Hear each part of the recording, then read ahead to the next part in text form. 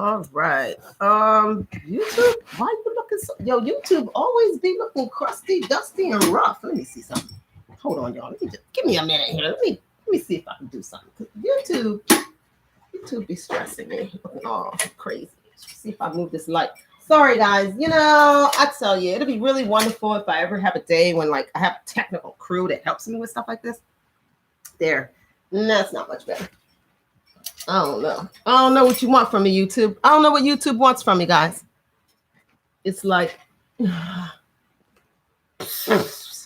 nothing I can ever do about the YouTube screen. It's always sucks. It's probably not even YouTube. It's my sucky laptop. Okay.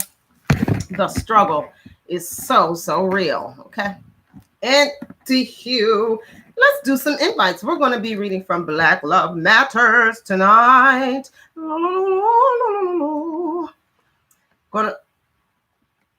Are we though? What have I done with it? Oh, there it is. Yes, going to read another tidbit from Black Love Matters. How you guys liking that? You guys enjoying that? I mean, nobody's in the room right now, so I guess I'm just kind of asking the wind. Oh yeah, how do you like it? She likes it. Yeah, guys. I am feeling some real different kind of vibes going around. I don't know what's up with that moon, but baby, that moon got me feeling myself. I don't know about y'all, but the Most High is doing something so special right now. So special. Like if you are doing what the Most High tells you to do, you wake up every morning and you do something productive for Yah. Listen, it's not even a game. It's not even a game. What's going on? Like it's just crazy the level of power that we're just being like infused with. So I don't know if you're running around scared and worried and broke, busted, and disgusted and all that stuff. I don't know how or why, because the power that is being poured out right now. I mean, I guess it's just a matter of whose reports you listen to, right? Whose news you listen to, because I stay in them scriptures, and them scriptures, where they get to talking about the last days. I know the church taught us that it was going to be a terrible, terrible time. But yeah, for you, for the church, for Rome and them, for the synagogue of Satan, yes, whoa. But baby, it's dancing over here. We dancing in Goshen. We dancing in Zion. We dancing in Israel. Hallelujah. We are dancing. So let me see, just a couple more invites. And I want to give people time to get in, because I know there are some folks that definitely want to get in. They typically do. It's a little earlier than usual. I usually go around 8, a little after 8, but I just got done cooking. Guys, I've been cooking. That's been nice. My food has been good lately, guys. It seems like I got my hand back. So those of you that don't know, I used to be like this really incredible cook. Like I could just cook stuff, like, right? It'd be good. And then, hey, Sister Teresa, you're the first in the room. Welcome.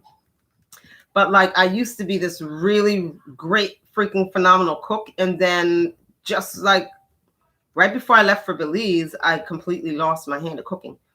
Like within 6 months before I left for Belize, I just couldn't cook anymore. I stopped cooking in Colorado. I stopped cooking because everything I cooked, nothing was edible. Like it was so bad, because like the kids were small enough that I could like still kind of force them to eat stuff, even if they didn't, like want it, and be like, we're going to eat that food, not going to be ungrateful and all this. But then sometimes it was so bad, y'all, I couldn't even force them to eat it. I'd just be like, just throw it away. And then we're talking about pots full of food being thrown away at a time, because it was just that bad, how bad. And then it was like so hit or miss. It'd be like, cook good twice in a row, and then crappy 3 times in a row, and then good one day, and then crappy 3 days. So I just stopped cooking. And by then my kids knew how. So I was like, okay, y'all got to take over here from here, because mommy tired of wasting all the food. And they were like, yes, mommy, stay out the kitchen. Like in real life. So when I tell people when I would tell people that I lost my cooking hand, people don't think that that's like a thing. Oh, you can't forget how to cook. That's ridiculous. It's like riding a bike. I guarantee you, listen, when the Most High says you're not doing this right now, I don't care how long you've been doing it, how good you've been at it. When the Most High lifts a gift from you, It's gone. It's gone, bye-bye. And so the whole time I was in Belize, totally hit or miss. Could not produce deliciousness like consistently. And it's really funny because the dude that I was with down there, that was like a whole entire love language for him, was like his woman cooking for him. And y'all, when I say I couldn't cook nothing worth eating for this man, like the only thing I could consistently make good for him was like egg sandwiches in the morning. My egg sandwiches stayed banger. Okay. They stayed delicious. That was the only thing. Okay. These are the last couple. There we go. And hey, what's up, Maja? You at work, girl? Well, thank you for tuning in. Don't work too hard. Did you do something today in the area of getting your passport? Listen, just go to the post office and get the application. Just start there and fill out the application, okay? That's like step one, is just to get the application in hand. And I'm finna bug you because I don't know who saw, but there's this place called The Caves, and I forget where in Africa it is. But I posted on my wall, and I turn 50 next year. Now, it was my hope to do a tour of Africa for the whole year that I turned 50 and just like bounce around, which, hey, who knows, I still might do. But I think at least for my 50th birthday, I definitely want to take a crew over and go over somewhere to Africa and like have us a good time. So, Maja, you got to come. Okay? Because you always was cool. Like, real talk, you always was cool. Always. But your mom's was cool. You know what I mean? Your sister cool. Oh, and you know what? Teresa did the sweetest thing. I talked to her one time. I was in Belize. And just on a humbug, we like ended up talking. And she was so sweet. It was the sweetest thing ever. She was like, well, if you ever need to come home, you know, y'all can come and stay with me. I don't care where I'm at. You know, you got a place if I got a place. And it was so precious. Like it was so precious. That was really beautiful. So she got to get hers too. Okay. Make her get her passport too. But anyway, so I was talking about the food. So I couldn't cook this man nothing, y'all. I couldn't cook him nothing. But in hindsight, I understand why. The Most High was not having me to pour that gift out on an ungrateful person.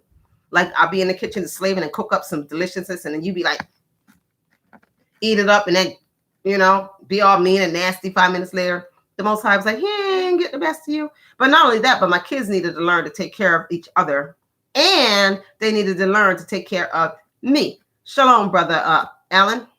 So yeah. So during that it was a whole 6 years that I just couldn't cook. And so now, your girl is back. Your girl is back. I've been throwing that thing together up in here. Let me tell you, I made some beef stew the other day. It did not have to be that good. It did not. I was happy to eat it for like 3 days. So glad to be the one to find that last little bit in there this morning, like I had for lunch. Listen, it was good. I just made some cheesesteaks. Them things was right. Now I could have used a little more salt, but I think my desire for salt's a little high. So I don't really cry when I feel like the food could use a little more salt, because that probably means it's suitable for normal people who don't like have like the salt issue that I have, which is that I just cannot possibly get enough salt. So how you like my daddy's hat? Right? It's my dad's joint here. Got some fuzz on it. But look, this is what's cool, right? And you know, I usually keep my head uncovered during things. But look how it's made, right? It has this little flap down. You know what that's for, guys? That is to keep your ears warm. And you can still be a fly guy or gal, right? This is one of my daddy's. So there was a few of these here. A couple of these and a couple of other little caps of his. So I love this hat. It's my daddy's. And if you knew my dad, you've seen him in these joints like over the years, right? That's like one of his joints. So, hey, what's up, Uncle Gadget? Good to see you in the room. Okay, so guys, let's get started. We're reading tonight from Black Love Matters. Black Love Matters. You see that, YouTube? You see that? And YouTube, you guys already have a link in the description for where to purchase this. Facebook people, I will try to remember, because I be staying telling lies, y'all. I always say, I'll put a link in the description where you can buy the book. And then I get off and I don't do it. So prayerfully, I will, okay? Put a link in where you can buy a copy. So I think, y'all be glorified, first of all. Y'all be glorified, magnified, and praised. Please speak truth to me on tonight. Minister to us, Father, Mother, ancestors, all y'all. Team Go, let's do it. did tidbit 6 last night. Remember we talked about natural women and how it's easier to love on a deep level with a woman who has fully accepted herself, and that men looking for all that fakeness can't be mad that they get fakeness, and can't be mad that drag queens trick them. Personally, I think it's very cruel what the drag queens do, but I think it's also poetic justice for those men that get tricked and they take some baddie home from the club, and then they get home and they get to undressing and here this thing got a scrotum. And then they want to get all violent and like shoot it. First of all, I ain't mad, shoot it, because it should have told you it had a scrotum before you got the kissing and stuff. So if you shoot it or strangle it or something, it's all fair in love and war. But I do think that that's what they get, because they ain't got to treat natural, plainer, more just less flashy women. They ain't got to treat us like the garbage they be treating us like, y'all. They will run us over. And look, and y'all girls in here, y'all know, they will run us all the way over to try to get to somebody with some, the whole plastic look, right? Face beat, weave flowing and glowing, and 5-inch heels, and 9-inch nails with the pointy tips and all kind of crazy stuff, right? Push-ups and squeeze-ins and garters and all this stuff that like the rest of us be like, look, okay, I'm finna throw these jeans on and a cute top and a pair of boots, y'all. We just gonna have to do, maybe a little puny bit of makeup here and there. We roll, right? And the way they act, okay? Them little weird plastic people be having all the drinks, all the dudes, this and that.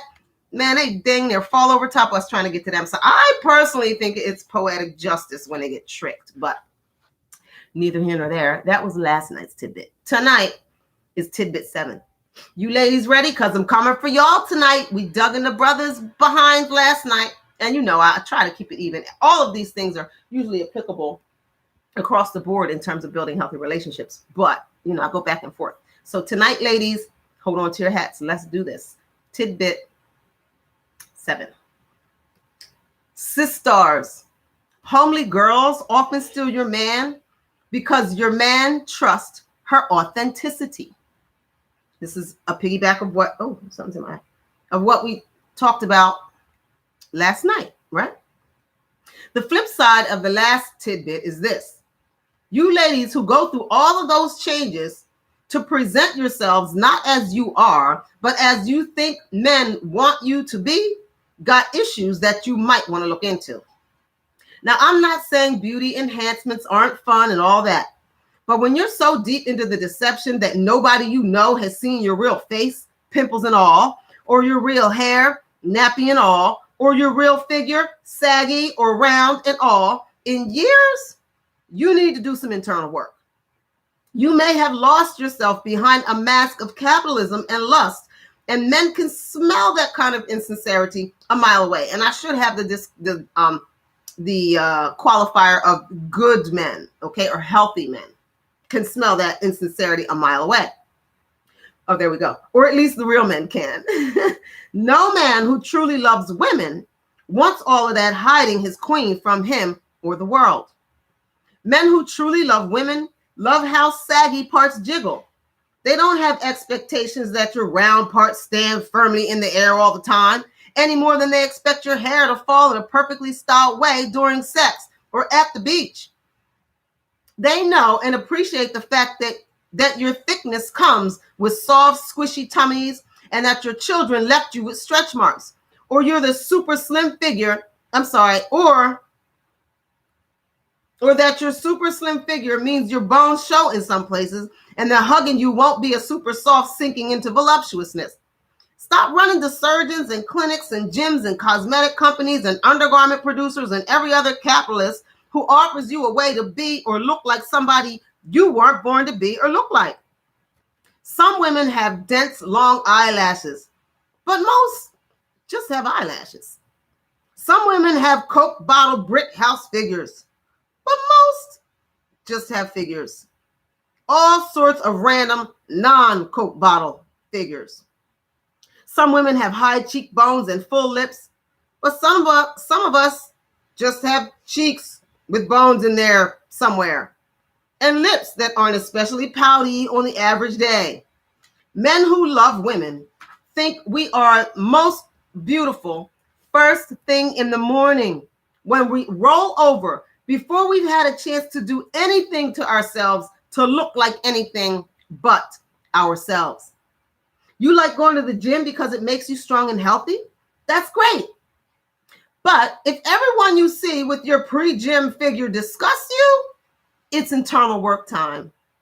You enjoy the art of blending and creating the facial representation of your mood through your makeup artistry? Awesome. But if you want to be caught out in public without some layer of cosmetic on you somewhere, it's internal work time. Men who truly love women roll over in bed and see their lady there with body parts flopped this way or that, hair disheveled, and they get an instant boner just at the sight of us. Okay, honestly, the morning woody is a part of a man's life, whether we're there or not. But when we're there, they sure ain't mad at the morning woody. And that's a lot of men's favorite part of the day. Morning woody, meet most beautiful lady in the world. Most times they just can't help but to put that boner to use. But other times they just lay there and look over our undressed, unprepped selves and smile and snuggle up close and go back to sleep, thinking of how blessed they are to have an authentic woman there who loves them. Yeah, you can take it. Men who love women love us in sweats and t-shirts no less than they love us in stilettos and skimpy dresses. In fact, most of them dig us more when we're comfortable, strolling around in flip-flops and some regular house clothes, because we're not walking funny with hurt feet or worried about how his grabbing us and pulling us in close will mess up our hair, or how his cupping our faces in his hand will smear makeup. And let's be real, ladies. You know it's not the times when you're dressed to kill that cats holler. It's those grocery store laundromat outfit days when the dudes who end up loving us the best tend to make known their attractions. This should cease to puzzle us.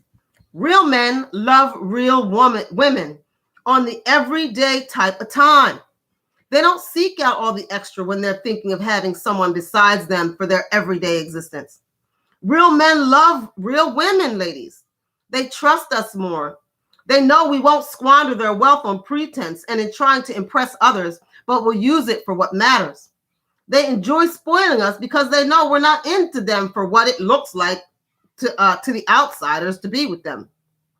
They know we're not there for selfies with the Benz logo, They know we won't mind occasionally leaving the phone at home to go out and spend the night looking at one another and making one another smile and laugh belly laughs and tell stories of crazy stuff that happened to us without needing to post it to this or that media outlet for public approval and display. Men who love women don't want women who need 45 minutes to get dressed to come see them in the hospital in an emergency. They don't want women who use so much makeup that folks can't tell her kids look just, I'm gonna start that over. Sorry. They don't want women who use so much makeup that folks can't tell that her kids look just like her, or who will make their daughters feel ashamed when puberty draws them into body shapes that don't line up with what the surgery, Spanx, and other undergear creates. Ladies, homely girls get the good men because they can trust us. They know we're not perfect, but at least we know who we are and allow them and the world to know who we are as well. They know we trust our own genetics and we relate to them based on theirs. I'm not saying you can't wear makeup. I'm not saying your man is gay or unauthentic if he likes your weave. But what I am saying is if your man hasn't seen the real you in a while, if you haven't seen the real you in a while, if the lady you love seeing and being in the mirror isn't the one that goes to sleep and wakes up bare and naked in your bed, don't be surprised when your man tells you he doesn't know how he feels for you or that he doesn't know who you are. Chances are, sis, you don't know how you feel about you and you don't know who you are. And if you don't know, you can't love you. And if you don't love you, you can't rightly love anybody else. And that includes your man. Real men know that. Men who love women love real women. All right, that's tidbit 7. So that's just the flip side of what we talked about last night. And we went into such detail on it last night that I don't know that it calls for a whole lot of further examination. So this will probably be a pretty quick live because it looks like we're 20 minutes in. And maybe we'll keep this one, oh, pardon me, under a half an hour, right? So listen, ladies, there is nothing more powerful than self-acceptance, right? Now, self-acceptance isn't that thing where they're like, you got to love me for me. Listen, I do not come from that school that says, you got to love me for me, and I'm not changing for nobody. Like, first of all, if you love yourself, you're going to be able to look at yourself and honestly be like, there's some changes I need to implement for myself, right? And if you love other people and you have things about you that are fine with you when you're by yourself, but they're troublesome in societies of people you love, it's correct and right for you to adjust those things for the benefit of the people you love, right? We have this weird idea that everybody's supposed to love us for us, but then we don't have to love other people for themselves. They should love us enough to make some changes, right? But what if we reverse that thinking and said we should love other people enough to be willing to make the types of adjustments that make their lives more, I guess I would say, more grounded in natural and spiritual truths, right? Like we should be able to love ourselves and others enough to push ourselves along that pathway. And then we should love them enough to allow them the grace to figure that out on their own, right? And that's not to say you don't hold boundaries and standards and things like that, but self-acceptance is going to be, that's like entry level soul progression, right? You have to accept, you have to be able to see who you are, accept who you are, and love who you are. Because if you don't love who you are, you're not even going to love yourself enough to make the changes to be who you really are. A lot of times, who we present ourselves to be is just a matter of dysfunction, right? And we talked about that like last night. We talked about, like, I don't know if it's still the case because I don't have a TV, but years ago when I had a TV, there was like all these shows about fat people, really big fat people losing like all this weight. You had like teams of psychologists and dietitians and nutritionalists and, you know, what do you call the workout people? What are them guys called? Trainers, personal trainers and stuff. And they would like bring all these people in, and like the person like 600 pounds and stuff. And they're like, oh, we got to lose 300 pounds. And they would go through all this stuff. But like the longest part of that process was working with their head to figure out why do you think you need 12 pancakes, you know, a half a dozen eggs, 3 muffins, 600-pound life. That's it, right? We know that outer representation, you don't want to love yourself so much that you overlook the fact that you're 600 pounds because you have rejection issues. And so now what you've done is you've allowed your body to become so gross and so revolting, so that when people reject you, you have a legitimate reason for why they rejected you, right? Like, you have to love yourself enough to say that this 600 pounds is not my true form. This 600 pounds is what I look like as a result of trauma, right? Or to say, listen, I was a fat kid. I was always fat. I was not traumatized. I had a lovely life, right? And I'm fat and squishy. So like, how about I like me fat and squishy? I ain't going to no counselor and I ain't going to no damn gym. It's a man out there somewhere that wants to squeeze all this, right? Self-love is going to help you in that process to be able to properly navigate those kind of things. That way, you'll know, excuse me, and them little peppers from the Bloody Mary. Virgin Bloody Mary. I'm like addicted to Bloody Mary. This is Zing Zang Bloody Mary mix from, which called place? Aldi. I even got the kids addicted. Y'all have them dipping their fries in it. Stuff is good. It's real good. It's just if you're into that sort of thing, if you're a tomato juice kind of person, you want to get you some Zing Zang from Aldi, y'all. That thing's good, but it makes serious heartburn, and there's like a lot of little black peppers in it. So anyway, But self-love and self-awareness and self-love is going to help you. What's up, Walt? Welcome to the room. That's going to help you to be able to navigate your life in a more authentic way. And that's going to help you to be able to draw proper boundaries so that when people, like, for instance, this, I can use me for an example. Y'all know I love using me for an example because this is real life stuff, right? Like, I have to have people really like come against me for being such a warrior. I cuss all the time and I'm all aggressive and I'm like not like ladylike, right? And like there have been times when I really tried hard to be like ladylike, you know what I mean? And I had to like let that shit go and just be like, look, I'm a freaking warrior. I wasn't cut out of lace, okay? I was cut out of leather and spikes, and that's what I was made from. I'm not made from lace. I'm not that kind of girl. I'm the other kind of girl, right? Now, through the years, there have been different periods when that has come kind of to the forefront, right? But so when people want to insult me, a lot of times they'll say stuff like, oh, you're not very feminine, you're trying to be a man and all this other drama, right?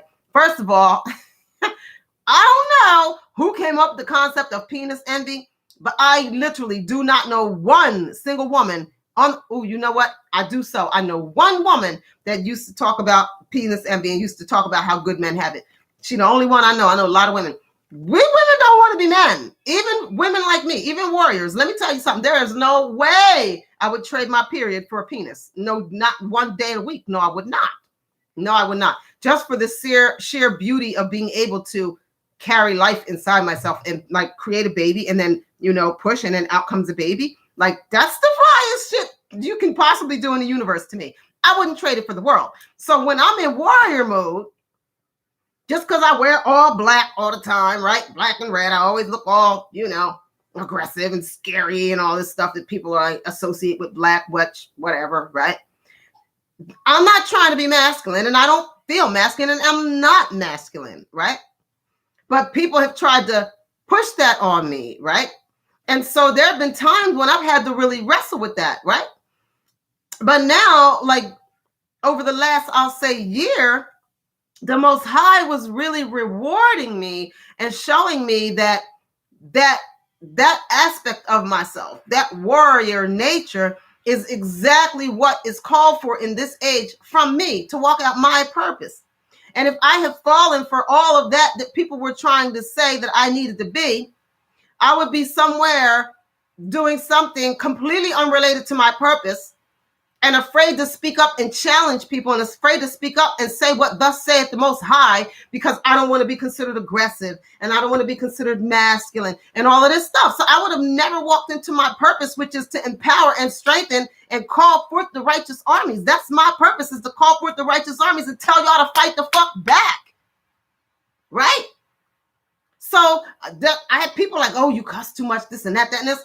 I'm you know, I'm like a warrior rapper. Like, listen to some of my songs. I'm not here for like classical music and tea time. That's not who the Most High called me to, right? The Most High called me to these young cats. These young cats feel comfortable in my house because they come in and I'll be like, where the fuck's your coat at? I'll kick your ass if you don't get a coat on. All right, Mom, sorry. Right? Now, I'm not saying to other women with their, oh, baby, you need a coat, that the kids don't want to hang out there too, but it wouldn't be sincere coming from me. It wouldn't be authentic. And so they would be like, yo, your mom's kind of weird. Why is she always acting like that? Because there's a difference between acting like something and being something. So if I'm a warrior and I'm over here trying to act sweet, people are going to feel like that. They're going to be like, why is she always acting all weird? Or if you're like really sweet, you're like cut from lace, and you're like cussing and stuff. Like, it's so funny. I wish Miss Rose was in here. My friend in Belize, Miss Rose, she tickles me. Like she every now and then she cusses, especially when she's around me. Like, cause I cuss so much to them people cuss. But she's so sweet. Like, she don't even sound right cussing. Like, girl, you ain't gotta be cussing because it's not even, she's too sweet. Right? It goes both ways. Like, your authentic self is your power, your place of power. And so the truth is, if you want to connect with a man and you want that to be a deep and lasting connection, you need to offer him your authentic self. And you need to offer him a well-loved version of your authentic self. Not like, well, this is my authentic self, but I'm really trying not to be me. Not like that. Like, yeah, well, I know I could be in more shape if I went to the gym, but truth be told, I don't like to leave my bedroom. So fuck the gym. Sorry, I'm just going to be skinny. Maybe I'll do some push-ups next year. Right? And I don't want to connect with a dude that's going to have some deep connection with the parts of me that aren't sincere, because now I got to keep up this facade. And then you always run the risk of, when he figures out who the heck you are, now he rolls, because here he thought you were this other thing that you presented and you're not. Right? And then there's the other issue, which is procreation.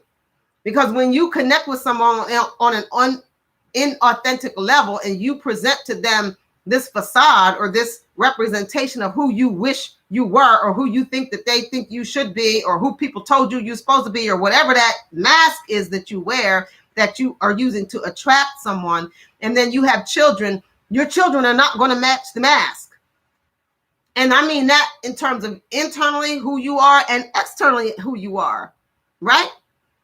They're not going to match the mask. So if I go out and get a boob job and get a booty job and all this stuff, and I get some man and we make a baby, and then our teenage daughter, by the time she turns a teenager, that she ends up with little small boobies like me, and now she's going to be self-conscious about that, because I've made the world the fact that my boobs are big and stand up. They never fall. They never sag. They always jiggle, perfect cleavage. I've made that my identity. And so now when she's born looking like how I would have looked before the boob job, now she's like feeling like about her little developing self.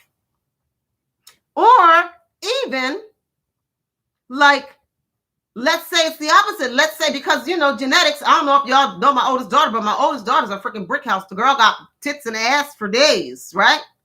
Now, if I wasn't secure in who I am, being a stick figure girl, and she grew up and had all those curves, now I would have infused in her envy and all kind of weird stuff around her form as she developed and grew to be like, where people see us out in public and they're like, wait, that's your daughter?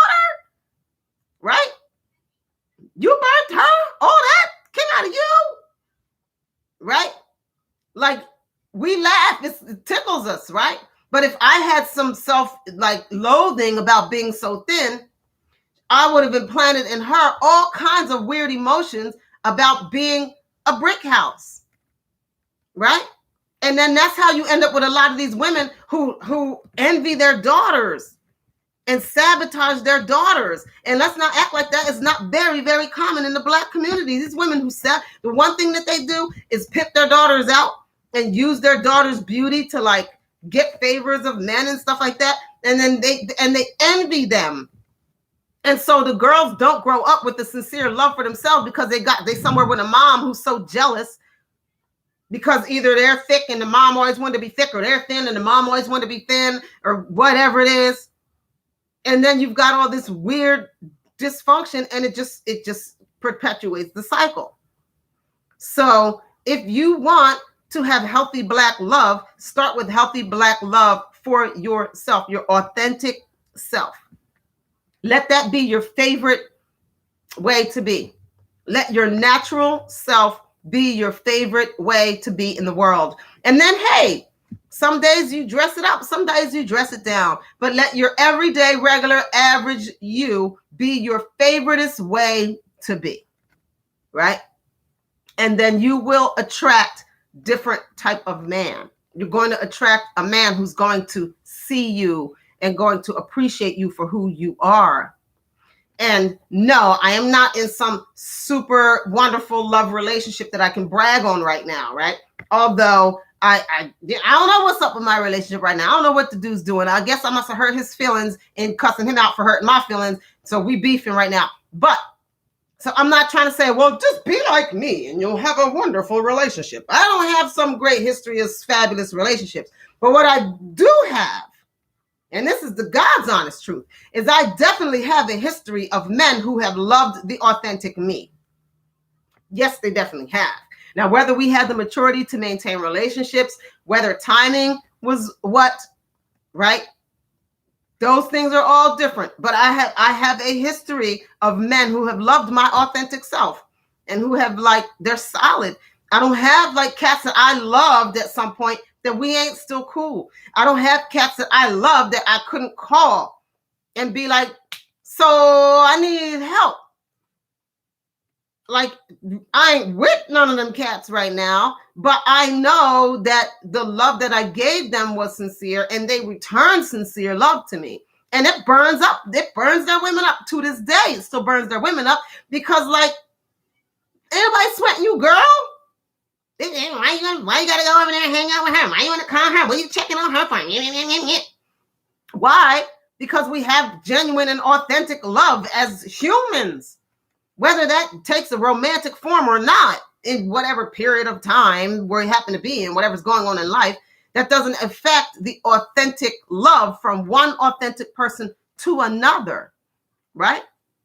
So, darn it, I'm over 30 minutes. I said I was going to keep it under 30, guys, but we're at 36 minutes and some change. Anybody have anything they'd like to add? Anybody have anything they'd like to ask? Or does anybody want to get on the camera and say anything? Give you a minute to speak up. Just say tag me in and I'll tag you in. Otherwise, we're going to go ahead and close this thing out.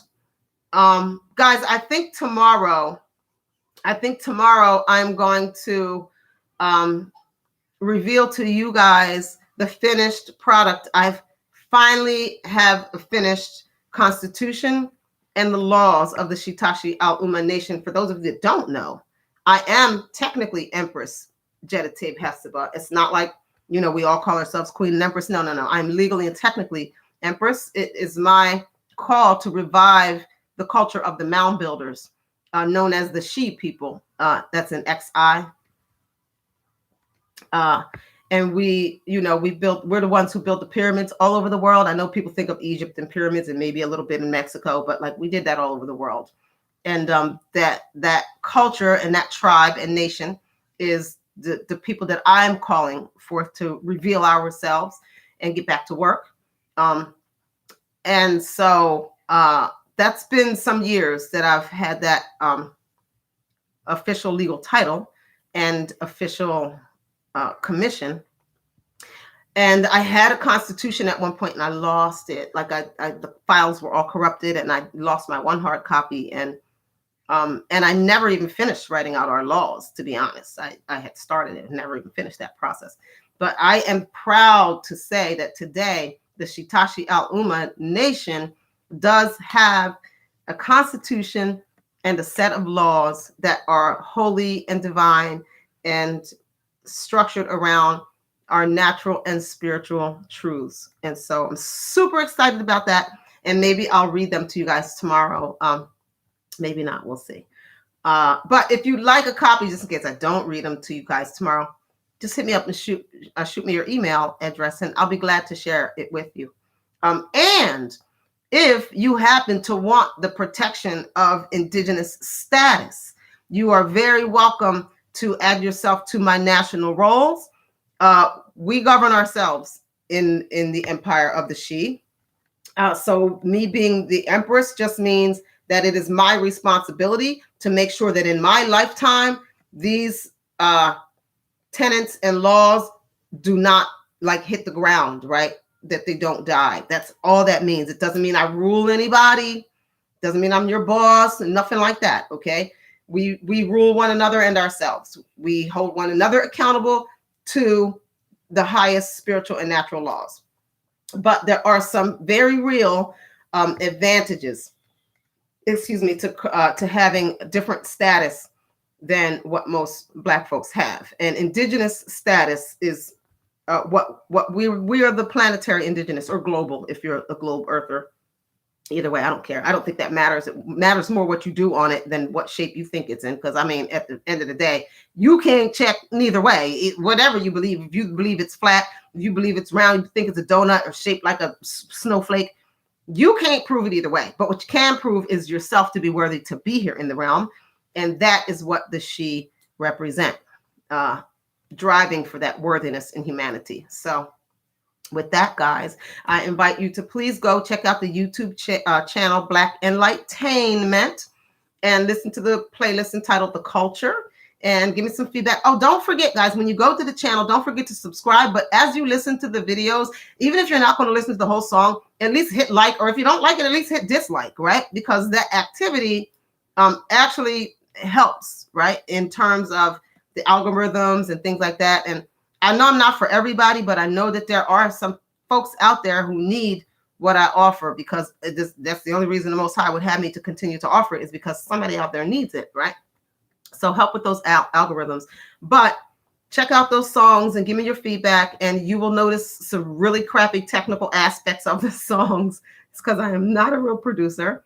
I'm just me, and I definitely need help, and I need collabs, and there's no chorus lines, there's no hooks or any of that stuff on any of them. They do exist, but they don't exist in that format, just because I didn't go through all that. I just kind of laid out the basic gist of the songs. But even as such, they're pretty catchy, they're fun to listen to, and I'd love your feedback. So with that, guys, we are at 41 minutes and some change, but that's not too bad, right? I didn't keep y'all too long. So thanks for tuning in. Mwah, mwah, mwah, mwah, mwah. Peace out. Y'all be glorified, magnified, and praised. Later, Uncle Gadget.